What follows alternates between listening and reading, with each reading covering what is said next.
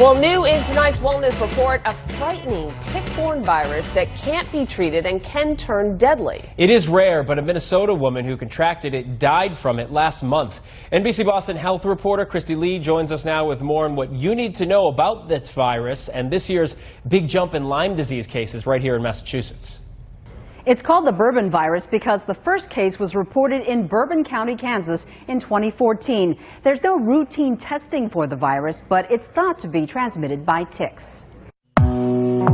The CDC is looking into more extensive testing and treatment, but at this time there is no treatment. Dr. Orio of AFC Urgent Care in Bedford says unlike Lyme disease, this virus is rare, and while those who get it can recover, for some it is severe. There's no cure for this virus, and it can cause permanent neurologic damage or death. The CDC says as of June 27th, there have been a limited number of cases in the Midwest and the southern states. Symptoms include fever, rash, headache, and body aches, which are also symptoms for Lyme disease. So do viruses that start from other states have a way of just spreading to other parts of the country? Well, they do. But Dr. Orio says there is no way to know if the Bourbon virus will ever spread east. But we do know the number of Lyme disease cases in Massachusetts is up compared to last summer. The latest state statistics show 800 cases last May compared to 1,372 this May, and 2,068 cases last June compared to 2,250 this year.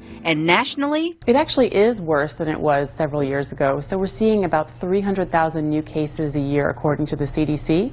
That's 3 times as many cases as we saw a decade ago.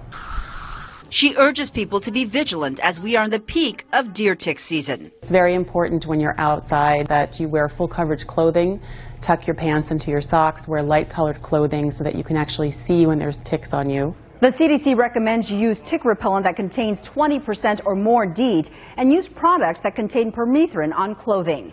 Krissty, NBC Boston.